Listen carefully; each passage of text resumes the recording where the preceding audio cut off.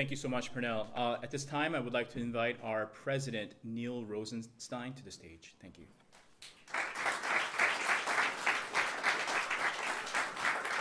Wow. It's so wonderful to be standing up here in front of all of you folks, surrounded by this amazing artwork. And on behalf of Gladys Rosenstein and myself, we welcome you all here. We're so fortunate and honored to be able to host the show, which is a companion exhibition to a wonderful show of more original works at Gallery Bergen. And for those of you who don't know, there's a couple of wonderful projects. There are some flyers out front on the table that talk about a children's space over at Gallery Bergen, which Puffin is also helping support, surrounding Faith Ringgold's work, and also a wonderful oral history project, which is collecting stories of folks from Bergen County and their history of how they came here, particularly the African American community. And it's going to be converted into theater using the words of the participants. So we'll hope you'll take a look and grab some of those flyers. I also just wanted to thank Tim Blunk. Where is he? The director of Gallery Bergen is here. He originally came to us with this idea. Did he take off already? Tim, where are you? He's around. Wonderful to see Tim, who actually brought us into this. So I just wanted to thank him, all the other collaborators, Andrew and everyone else who worked so hard to put this show up. And as you know, we've been slowly coming out of mothballs and 3 years of COVID, and it's so wonderful to be here with the show.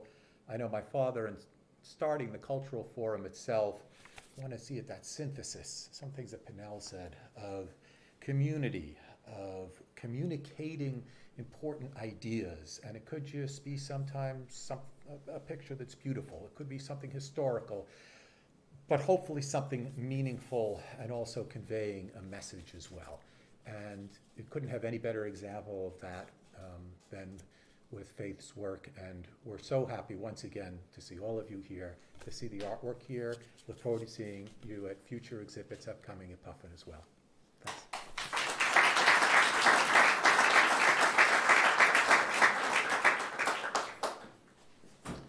Thank you so much. I'm just here to introduce folks up here, but at this time we have a local poet, Scott Pleasance. So please welcome him to the stage.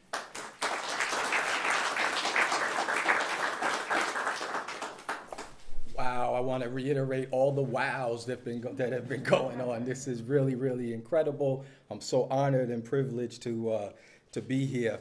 And I'm like most. I'm going to read a couple of things for you, but I'm like most when I look at the art of Miss Ringgold. I'm mesmerized by the colors. I'm amazed by the originality, and I can certainly relate to the subject matter. But most importantly, when I look at her art, I see me. Now, we know that her formidable years were spent in Harlem, and I spent a few years there also, up and around 145th Street. Now, I can say with some certainty that I was not there in the 1930s and 40s, but I did walk those streets in the late 80s and the early 90s. And I can remember standing on the corners and sometimes just sitting in my car, staring at the buildings, looking at the landscapes, watching the people come and go, and often wondering what it must have been like to be a part of Harlem in its heyday. Believe it or not, sometimes I would just reach out and touch one of the buildings, just hoping that some of that old Harlem nostalgic would just rub off on me. And then there were other times where I would be walking through the street and with my head down, but it wasn't because of something that was wrong. Actually, I was walking along those sidewalks, trying to walk in the footsteps of those that came before me, like Faith. So I say that to say there's I'm not going to try to sing like my man Mr. Bess, because everybody would leave, but I will but I will share a couple of lines, and it says, people get ready, there's a train a-coming, you don't need no luggage, you just get on board, all you need is faith. You got that part, right? to hear the diesel humming. You don't need no ticket, you just trust the... We're gonna trust the artist today. A painter, a brush on canvas, a sculpture, a dimensional imprint, an author, words that jump off the page, a mixed media medium master, some of this and some of that, fact on fabric with words on edges, understanding how we are built in quilt, and it's her response to the Harlem Renaissance as she talked that talk and walked that walk around the world and back down the sidewalks uptown. Uptown, around 145th Street, near the old tenement buildings, the fish spots and brownstones, on the corner of Make Things Happen and By Any Means Necessary Street.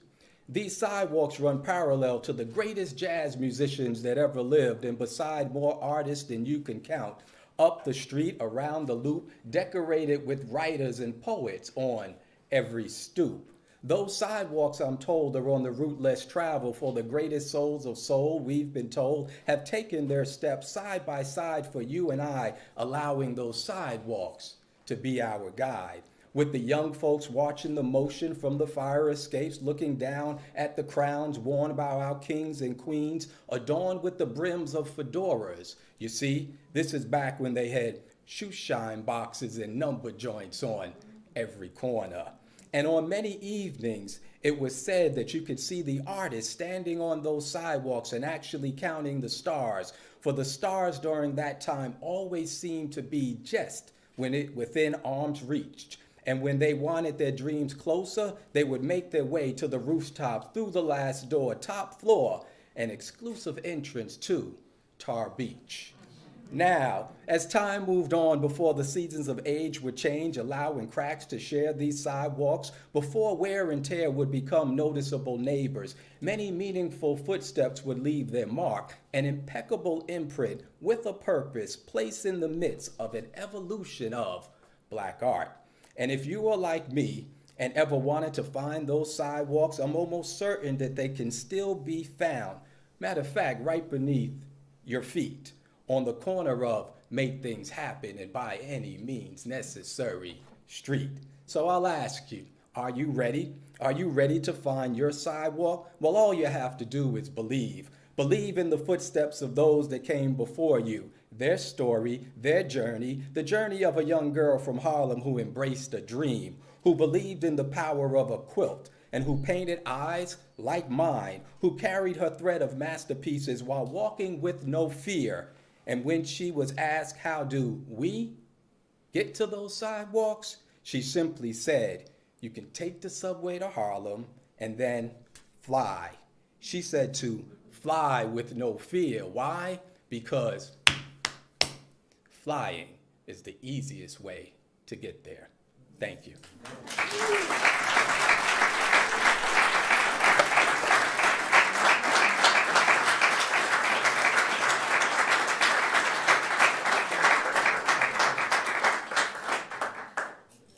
Thank you so much, Scott. At this time, I would like to bring up to the stage Dorian Bergen, who is the president of ACA Galleries, which is the company that has been managing Faith Ringgold's artwork. So please welcome Dorian Bergen to the stage. Thank you.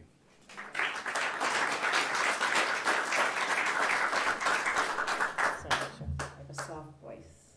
Thank you so much. It's beyond my expectations. So many people showed up. Faith apologized that she couldn't make it today, but she's here in spirit. So I'm the co-owner of ACA Galleries. That was founded in 1932. And, sorry? You removed it? Should I remove it? Okay, thank you. So in 1932, there were only 30 galleries in the city, and only 2 or 3 showed American art. So we were always called the People's Gallery, and we started with art with a message. So we were very political from the very beginning. We gave everybody a seat at the table, no matter what you looked like. This seems to be a common thread. No matter if you were a woman, a man, what nation you came from, what color. And so we continue that tradition today. And Faith always wanted to be with us because she even wrote about us in her autobiography. She would come to the gallery in the 60s, the 70s, the 80s, and see work by her mentors. Jacob Lawrence and Charles White and Elizabeth Catlett, and she always wanted to be with us, and we were kind of cut from the same cloth. So what you see here, she's complex. Her mother said that she would have to work twice as hard to go half as far. And she did. She took it to heart. And she's so complex. She's worked in 16 different media. What you see here is a very good selection of her prints and her quilt editions. There's a couple originals. And she always wanted to fly over the bridge since she was a child. And of course, that was the inspiration for Tar Beach. And that's why she flew over the bridge about 30 years ago. And what we're seeing here is celebrating her vision. But we're honored and really delighted to collaborate with the Puffin Foundation and the Bergen Gallery. No relation to me. That's how Tim approached us. He says, we're related. You have to do a show. I'm like, okay. She realized her dream. She's 92 years old, and right now, I just came back from the opening at the Picasso Museum in Paris, where it's a continuation of the new museum show. I don't know if anybody saw the new museum show, but they gave her all 3 floors, and it was awesome. It really was unprecedented. The last time the entire French collection was gathered was also at the new museum in 1998. So that show went to the De Young in San Francisco, and now it's at the Picasso Museum, just in case you missed it. And then it's going to go to the MCA, the Museum of Contemporary Art in Chicago. And the Guggenheim is giving her quite a large presence, and all taking place in the fall. So I hope you will see, and many other shows. And we love to support local galleries and community centers because, like Faith says, everybody is important. And so in 1996, we started to represent Faith in 1995. And by 1996, I realized that the interest was so great that we organized a traveling exhibition that went to over 50 institutions and is still traveling today, and broke records, and it would be small to mid-size museums. And so that's really how we got the word out for her. What else I say? Well, listen, like everybody said, she's influenced generations and continues to do it today. And like so many say, Faith did it first. She was not afraid of using material that was maybe considered craft, you know, what you're seeing here. And she was very frustrated about not being able to have her autobiography published, and that was the impetus for her to actually create a unique medium unto herself, the story quilt. Because she said, well, if you're not going to let me publish my book, I'm going to put it right on the work, and you're going to have to read it. And she, you know, she's just passionate. But thank you so much for coming, and I hope you will have a chance to see the exhibitions that are across the United States. And thank you. Thank you very much.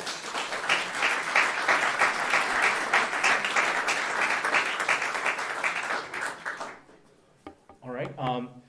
So, you know, this was supposed to be a short and sweet presentation, and we are already coming to an end. We have Mr. Pernell Bess, who will come up and perform for us as we close the program portion of the afternoon. But please stick around and enjoy the artwork and get a chance to meet the folks who are here. And the show will be up, like I said, until the end of April. All right, so thank you so much.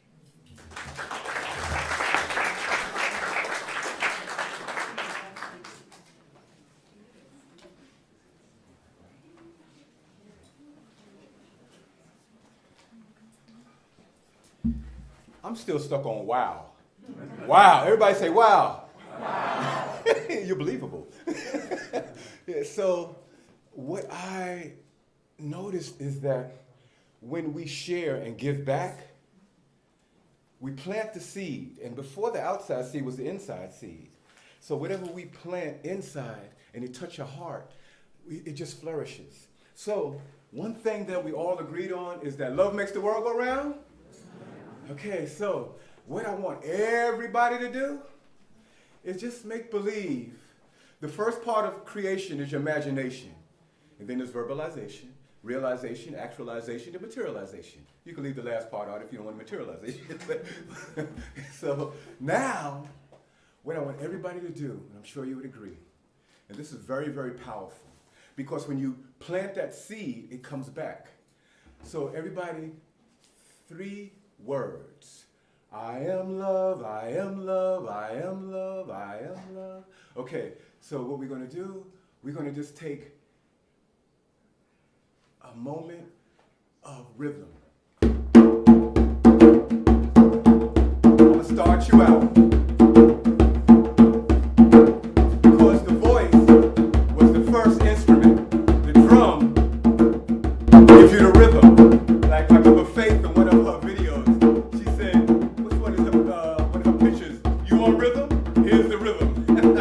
So, I am love, I am love, I am love, I am love, I am love, I am love, I am love, I am love. Now when you say that, what it does, it goes out, but whatever you say after I am, so you are. So, what I want everybody to do, because it's a room full of great energy, commit to it. 1, 2, you know what to do. And I am love, I am love, I am love, I am love, I am love, I am love, I am love, I am love, I breathe, I am love, I am love, I am love, I am love, I am love, I am love, I am love, I am love, I am love, I am love. So the rhythm that you did there is the rhythm of who you are. Because the rhythm is just an expression of how you walk, of how you talk. It's how you live it. It's how you give it. I give thanks because the greatest gift is love. The final gift on earth is I give my love, then I find my worth. The greatest gift is love. There's no final gift on earth as I give my love, then I find my worth. What is your worth? Is it love? Say yes. That doesn't sound convincing. The greatest gift is love. Is it love? Yes. Oh, shoot, you catching all you quick studies out here. Yeah, so now, one more last thing, if I may, is that I really believe that love makes the world go round. And when we say it with commitment and we believe it, it goes out. Like I understand a boomerang worked on vibrations, and when you put out that vibration, it comes back. How sweet that is. So no matter how you're living, when you put that out, it's come back. You believe that? Yeah. Oh, only a few of you said, so love. Everybody say love. Love. Now, I am love. I am love. I am love. I am love. I am love. I am love. I am love. Ooh, don't it feel good? You can't have love and hate in the same place. Love, you can't, so I'm just going to stick on that for a while, because when you look around what Faith has done, it's amazing has been used a lot. I'm going to say outstanding. Outstanding because it touches hearts and souls. So let's go. I am love, I am love, I'm going to come up with your rhythm. I am love, I am love, I am love, I am love, I am love, I am love, I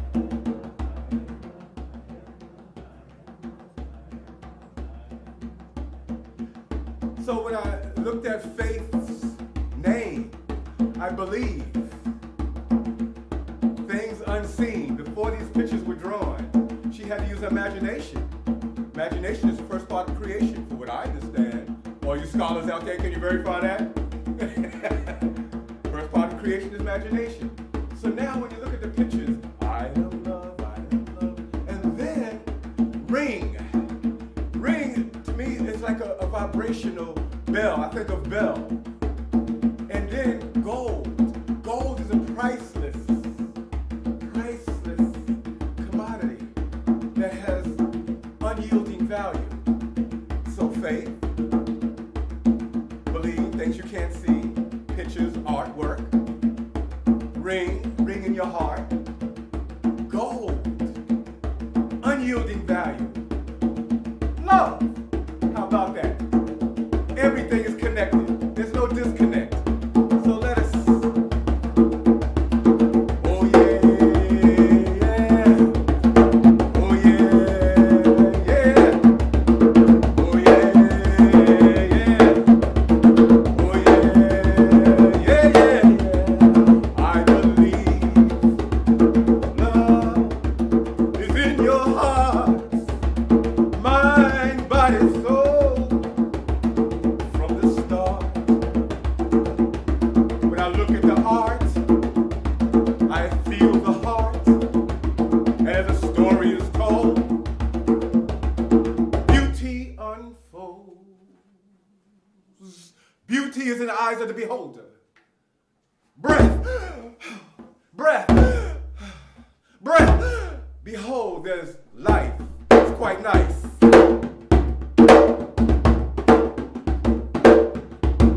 In the life, there's love. I'm going back to this love because love is never not. Love is in your heart. We do it from the start. Every one of us have been here in love. Think about, rewind the tape of your life. Think about how you created the most precious moments, like being here and expressing the appreciation, the love sensation. Love is never not. So please enjoy. Look at it from the third eye. The eye within is always gives you the true sight, and it invites. It's a true delight. It's mighty of all mights. It's that love. Love is never not. Love is a rhythm hug. Let this rhythm go to your heart. And as you spread it, love is never not. Thank you.